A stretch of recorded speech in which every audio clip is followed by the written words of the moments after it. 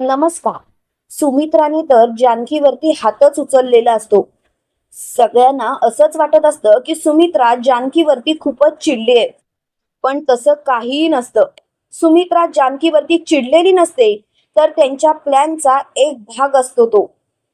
त्यावेळेला जानकी सुमित्राला म्हणते, आई, आई काय मस्त नाटक केलं तुम्ही, खरंच मानलं पाहिजे तुम्हाला. त्यावेळेला सुमित्रा बोलते, जानकी हे सर्व मी माझ्या घरासाठी करतेय. काय करणार, माझा सुद्धा नाईलाज होतोय. तेव्हा जानकी बोलते, आई मला समजतंय, तुम्हाला हे नाटक करणं खूपच महागात पडतंय. पण खरं सांगू का आई, आई तुम्ही या गोष्टीचा विचारच करू नका. तुम्ही प्लीज शांत राहा.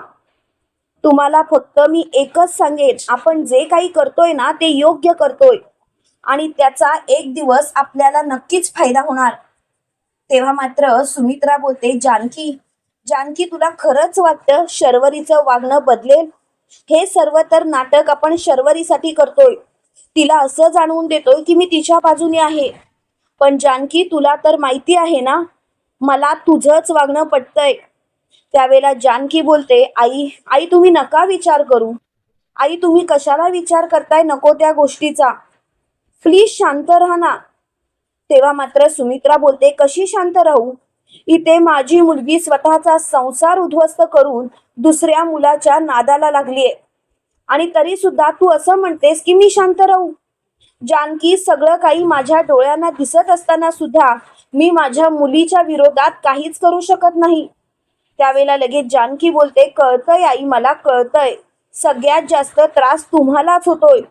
पण आई आपल्याकडे दुसरा पर्यायच नाही. जर का आपल्याकडे पर्याय असता तर मी तुम्हाला काही बोलले असते का? त्यावेळेला मात्र मोठ्याने जानकी असं बोलतात सुमित्रा बोलते, जानकी हे सर्व तुझ्यामुळे आणि नानासाहेबांमुळे मी करतेय. नानासाहेबांनी सुद्धा मरणाचं नाटक अगदी योग्य पद्धतीने केलं आणि त्याच वेळेला नाना तिथे आलेले असतात. त्यावेळेला जानकी नानांना बघून बोलते, नाना तुम्ही तुम्ही इथे काय करताय? नाना, नाना तुम्हाला कळतंय का? नाना तुम्हाला जर का कोणी पाहिलं तर? त्यावेळेला सुमित्रा बोलते, जानकी अगं कोणीही पाहणार नाही, मी बरोबर व्यवस्था केली आहे आणि आता आपण अडगळीच्या खोलीमध्ये आहोत. जानकी तू या गोष्टीचा विचारच करू नकोस. त्यावेळेला जानकी सुमित्राला म्हणते, आई नानांना इथे ठेवणं आपल्यासाठी सेफ नाहीये. जर का या सर्व गोष्टी शरयूताईंच्या लक्षात आल्या तर मात्र सगळं काही उद्ध्वस्त व्हायला वेळ लागणार नाही. तेव्हा मात्र मोठ्याने सुमित्रा बोलते, जानकी मी तिची आई आहे. शर्वरीची नजर कुठपर्यंत जाऊ शकते मला चांगलंच माहिती आहे.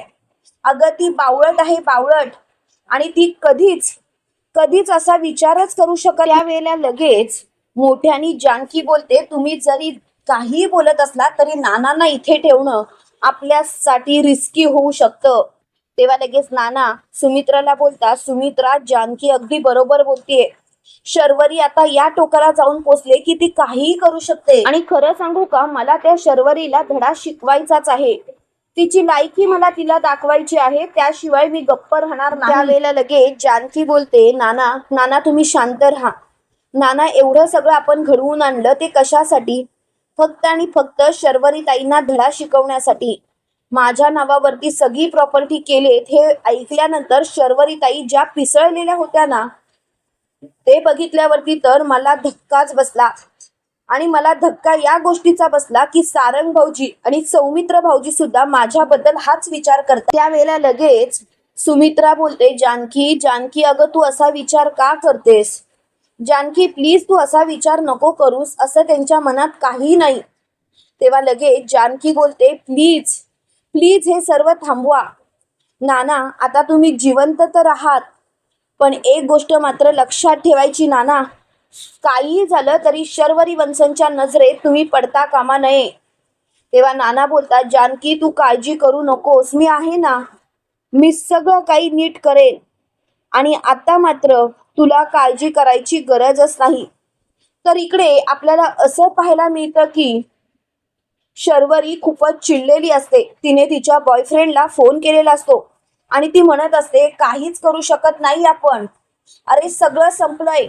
आता तर त्या जानकीच्या नावावरती प्रॉपर्टी आहे आणि जानकीच्या नावावरती प्रॉपर्टी आहे हे तर मला समजलं, पण ती जानकी कोणाच्याच नावावरती प्रॉपर्टी करू शकत नाही असं नानांनी मृत्यूपत्रात लिहिलं आहे. तेव्हा तिचा बॉयफ्रेंड बोलतो, कशावरून हे सर्व त्या जानकीनेच केलं नसेल?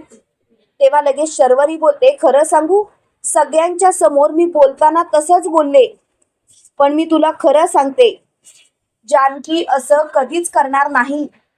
जानकी कितीही काही करत असली तरी सुद्धा माझा तिच्यावरती पूर्ण विश्वास आहे. ती प्रॉपर्टीसाठी एवढ्या खालच्या थराला कधीच उतरणार नाही. आणि आता तर मला विश्वासच बसला. तेव्हा मात्र तिचा बॉयफ्रेंड बोलतो, अगं मग आता काय करायचं? आता तर मला समजतच नाहीये की काय करावं ते. पण आता मात्र मी शांत बसणार नाही. प्लीज प्लीज आता तू जरा तरी विचार कर. तेव्हा मात्र मोठ्यानी काही झालं तरी सुद्धा जानकी तिथे आलेली असते आणि जानकी बोलते, शर्वरी वंश तुम्ही नीट विचार करा. शर्वरी वंश मी असा विचारच केला नाही. शर्वरी वंश मी खरंच सांगते, मला तुमच्या प्रॉपर्टीसाठी काहीही करायची गरज नाही. आणि मी तुम्हाला सांगू का, शर्वरी वंश प्लीज माझ्यावरती विश्वास ठेवा. मी तुमची प्रॉपर्टी हडपण्यासाठी काहीच केलं नाही. तेव्हा मात्र शर्वरी बोलते, तुझी ही नाटकं आहेत ना ती बंद कर आणि आत्ताच्या आता माझ्या रूम मधून चालती पड. मुळात तुझी हिंमतच कशी झाली माझ्या रूम मध्ये पाऊल ठेवायची? आणि ती जानकीला जोरात रूम बाहेर ढकलून देतोय. त्याच वेळेला ऋषिकेश तिला सावरतो. त्यावेळेला ऋषिकेश मोठ्याने आवाज चढवतो, शर्वरी शर्वरी हे काय चाललंय तुझं? तू जानकीला ढकललंस, तुला कळतंय का तू काय वागतेस ते? तेव्हा लगेच शर्वरी बोलते, बस, मला आता काहीच ऐकायचं नाहीये आणि आता मला या गोष्टीचा विचार सुद्धा करायचा नाही आहे. प्लीज या सर्व गोष्टी आता इथल्या इथे बंद कर, नाहीतर नको ते घडेल. तेव्हा मात्र तिची खूपच चिडचिड होते आणि त्याच वेळेला शर्वरी मोठ्याने बोलते, वा ऋषिकेश दादा वा, तू तर तुझ्याच बायकोची बाजू घेणार याची खात्री आहे मला. कारण मला आता कळून चुकलंय ऋषिकेश दादा, तू जे काही करतोयस ना ते मुद्दामून करतोयस, मुद्दामून दाखवतोयस. ऋषिकेश दादा, तुला सुद्धा माहिती आहे आता जानकी वहिनीच्या नावावरती प्रॉपर्टी आहे, म्हणजे ती प्रॉपर्टी तुला आयतीच मिळाली. त्यावेळेला जानकी शर्वरीचं थोबाड फोडते आणि म्हणते, शर्वरी वंश, आतापर्यंत तुम्ही माझ्याबद्दल बोलत होतात, माझ्यावरती गलिच्छ आरोप करत होतात, तोपर्यंत मी शांत होते. पण शर्वरी वंश, आता मात्र मला तुमच्याशी बोलायची सुद्धा इच्छा राहिली नाही. तुम्ही तुमच्या भावावरती आरोप करता. अहो, ज्या भावाने स्वतःचा विचार न करता, जेव्हा त्याच्याजवळ काहीच नव्हतं तेव्हा त्यांनी तुम्हाला मदत केली आणि तुम्ही मात्र त्याच्यावरती आरोप करता. शर्वरी वंश, याचा अर्थ तुम्ही ऋषिकेशना ओळखूच शकला नाही. शर्वरी वंश, प्लीज प्लीज जरा तरी विचार करा. तेव्हा मात्र शर्वरी खूपच चिडलेली असते. त्यावेळेला शर्वरी मोठ्याने बोलते, आता सगळं काही संपलंय आणि मला आता हा विषय ताणायचा नाहीये. जानकी, तुझं जे काही चालू आहे ना ते बंद कर. तेव्हा मात्र जानकी बोलते, बस झाला शर्वरी वंश, आता मला हा विषय वाढवायचा नाही. प्लीज या सर्व गोष्टी आत्ताच्या आता बंद केल्या तर बरं होईल. त्यावेळेला मात्र शर्वरी बोलते, आता सगळं काही संपलंय ना, मग जा ना इथून. तेव्हा जानकी बोलते, मी तुम्हाला शेवटचं सांगते, तुम्हाला विश्वास ठेवायचा असेल तर ठेवा, नाहीतर तुमची मर्जी. मी काहीच केलेलं नाही. हे सर्व जे काही आहे ते नानांनी घडवून आणलंय आणि मला त्याच्याबद्दल काहीही माहिती नाही. बाकी तुम्हाला विश्वास ठेवायचा असेल तर तुम्ही ठेवू शकता. तेव्हा मात्र शर्वरीला खूपच राग आलेला असतो. तर इकडे आपल्याला असं पाहायला मिळतं की जानकी ऋषिकेशला म्हणत असते, ऋषिकेश तुम्ही स्वतःला सावरा. मला माहिती आहे ना ऋषिकेश, तुम्ही तिथे काहीच बोलला नसाल तरी सुद्धा तुमच्या डोळ्यात मला दिसलं, तुम्हाला खूप वाईट वाटलंय. शर्वरी वंशंचे ते शब्द तुमच्या काळजाला लागलेत. तेव्हा मात्र ऋषिकेश बोलतो, जानकी लागणारच ना ग. जानकी कसे लागणार नाही तूच सांग ना. जानकी, मला तर कळतच नाहीये शर्वरी असं का वागते, तिला असं वागून काय मिळतंय? मुळात मला तिच्याशी बोलायची सुद्धा इच्छा राहिली नाही. आणि आता तर सगळं काही संपल्यात जमा आहे. त्यावेळेला मात्र तिची खूपच चिडचिड होते. त्याच वेळेला लगेच जानकी बोलते, नको त्या गोष्टींचा विचार करू नका तुम्ही. किती वेळा सांगितलं तुम्हाला. प्लीज तुम्ही फक्त आणि फक्त स्वतःचा विचार करा ऋषिकेश. हे जगच तसं आहे. तुम्ही कितीही काही करायला गेलात तरी सुद्धा तुम्हाला कोणीही काहीही भाव देणार नाही ऋषिकेश. तेव्हा मात्र ऋषिकेश बोलतो, जानकी तुला पण असंच वाटतं की ही प्रॉपर्टी तुझ्या नावावरती आहे, या गोष्टीचा मला आनंद झालाय. जानकी जर का असं असेल तर आपण या प्रॉपर्टीवरती पाणी सोडूया आणि आपण या घरातून निघून जाऊया. कारण आई सुद्धा तुझ्याबद्दल नाही नाही ते बोलते, तुझा अपमान करते. तेव्हा मात्र मोठ्यानी जानकी बोलते, ऋषिकेश असं आपण पळायचं नाही. ऋषिकेश प्लीज प्लीज तुम्ही शांत राहाल का.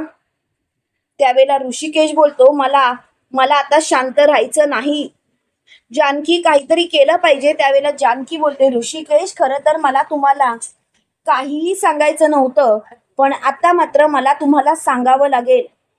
ऋषिकेश मी तुम्हाला अशी गोष्ट सांगेन जी गोष्ट बघितल्यानंतर तुमच्या सगळ्या मनातील प्रश्नांची उत्तरं तुम्हाला मिळतील.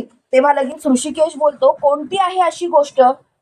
जानकी तू फक्त मला सांग, मला तुझ्याकडून ती गोष्ट ऐकायची आहे.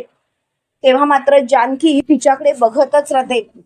त्याच वेळेला जानकी बोलते, दाखवेल ना, थांबा पण आता नाही, थोडा वेळ थांबा, सगळं काही सांगेल. तेव्हा लगेच ऋषिकेश बोलतो, नक्की काय जानकी तुला काय सांगायचं आहे. तेव्हा लगेच जानकी बोलते, ऋषिकेश ऋषिकेश थोडा धीर धरा, सर्व सांगेन तुम्हाला. मी तुमच्यापासून काहीही लपवणार नाही ऋषिकेश, सगळ्या गोष्टी तुमच्या समोर असतील. तेव्हा मात्र ऋषिकेश खूपच चिडलेला असतो. इकडे आपल्याला असं पाहायला मिळतं की रात्रीच्या वेळेला ऋषिकेशला घेऊन जानकी अडगळीच्या खोलीमध्ये आलेली असते आणि त्याच वेळेला ऋषिकेशच्या नजरेला जे दिसतं ते बघितल्यानंतर मात्र चांगलाच धक्का सगळ्यांना बसलेला असतो. त्याच वेळेला ऋषिकेश बोलते, जानकी कसं काय शक्य आहे. जानकी तू तर बॉडी पोस्टमॉर्टमला दिली होतीस ना मग. तेव्हा लगेच जानकी बोलते, ऋषिकेश ऋषिकेश शांत राहा. ऋषिकेश ते सर्व डॉक्टरांना मॅनेज करून घेतलं होतं. तेव्हा मात्र जानकीला ऋषिकेश बोलतो, जानकी नक्की काय चालू आहे तुझ्या मनात. खरंच मला कमाल वाटते तुझी. जानकी हे सर्व का घडवून आणलंस. त्यावेळेला नाना बोलतात, ऋषिकेश ऋषिकेश मी सांगतो तुला, खरं सांगू का, हे सर्व जानकीने घडवून आणलं कारण फक्त आणि फक्त एकच, ते म्हणजे आपल्या शर्वरीला धडा शिकवण्यासाठी, बाकी काही नाही. तेव्हा मात्र मोठ्यानी ऋषिकेश बोलतात, पण शर्वरीने असं काय केलंय की तुम्ही सगळेजण तिला धडा शिकवताय. त्यावेळेला जानकी घडलेला सगळा प्रकार सांगते. त्यावेळेला मोठ्यानी ऋषिकेश बोलतो, आपली शर्वरी एवढ्या खालच्या थराला जाऊन वागू शकते.